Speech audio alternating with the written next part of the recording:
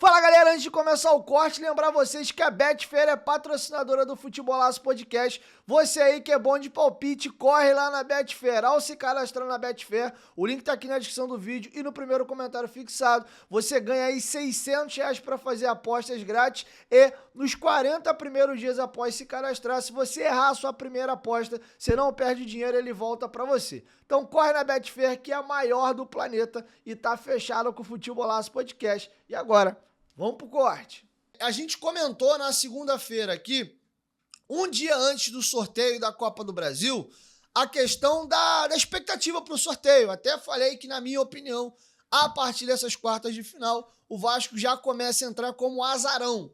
Por exemplo, o jogo contra o Atlético Paranaense. É super possível do Vasco avançar, mas não vejo o Vasco como favorito no confronto. Se tem um favorito, um leve favoritismo ali, eu coloco na conta do Atlético Paranaense. Eu acho que seria assim contra o Flamengo, contra o Bahia, contra o São Paulo, contra o Atlético Mineiro. Acho que não teria favoritismo, ou até teria um favoritismo da parte do Vasco contra o Juventude e talvez um leve favoritismo do Vasco para com o Corinthians. O resto das equipes eu vejo o Vasco em desvantagem, tá bom?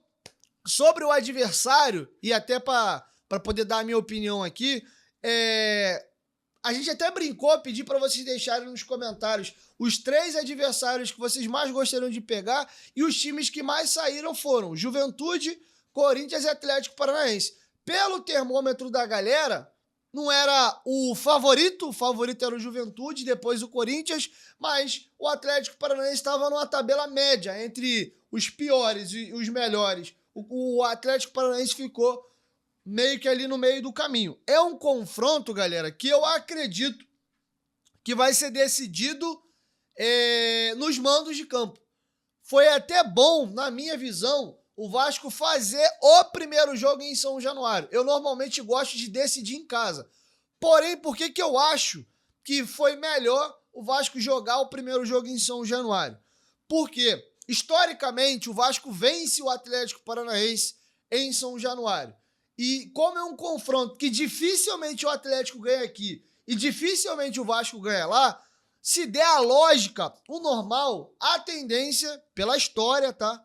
É o Vasco vencer o jogo. E aí vai depender do tamanho dessa gordura que ele vai construir para o jogo da volta. E historicamente, se a gente só for pegar a história, o Vasco costuma perder lá e costuma perder muitas das vezes de goleada, tá? Eu, inclusive, cheguei a ver o Vasco tomar de 7 lá na antiga Arena da Baixada, tá? 4, 5, o Vasco tomou muitas goleadas do Atlético Paranaense jogando em Curitiba. Então eu acho que é fundamental pro Vasco, se ele pensa em avançar, é ganhar e ganhar bem em São Januário, pelo menos com um placar ali de 2 gols de diferença. O Atlético Paranaense venceu uma única vez o Vasco na história no Rio de Janeiro, foi justamente no Brasileiro do ano passado, jogo de estreia ali do técnico Ramon Dias. Inclusive o João Vitor e o Puma Rodrigues, né, paçocaram bem naquele dia ali e participaram diretamente dos 2 gols ali. Inclusive o Vitor Roque foi vendido pro Barcelona, tem uma bola que ele pega, balança pra cima do Zé Vitor, o Zé Vitor dá uma cacetada nele e acaba fazendo pênalti, tá? Foi até um jogo meio igual ali, mas o Vasco acabou sendo castigado, tá bom? Então acho que é um duelo caseiro, o Vasco tem condições sim de avançar, mas vai passar muito pelo duelo de São Januário. Tem que ganhar bem para construir uma gordurinha para tentar segurar isso lá. E fica uma incógnita, porque o GE soltou ontem que o Coutinho está sendo trabalhado para poder voltar a jogar e existe a expectativa que ele, inclusive, já seja relacionado para o confronto de segunda-feira. E aí, eu vou ficar com a parabólicazinha ligada. O Vasco não costuma fazer isso, tá? Isso aqui não é informação, não misturem o que eu vou falar, mas quem não me garante que o Vasco não meteu um migué dizendo que o Coutinho teve um probleminha na coxa e o Vasco não pegou essas 3 semanas para fazer um trabalho de condicionamento físico do Felipe Coutinho, para ele voltar melhor do que ele estava quando foi apresentado. É uma dúvida. Não faz tanto sentido se você pensar talvez no Alex Teixeira, que também ficou parado, né? Pô, aí vai simular 2 lesões de 2 atletas. Não tô afirmando isso aqui, tá? Pelo amor de Deus. Eu tô trabalhando com campo hipotético.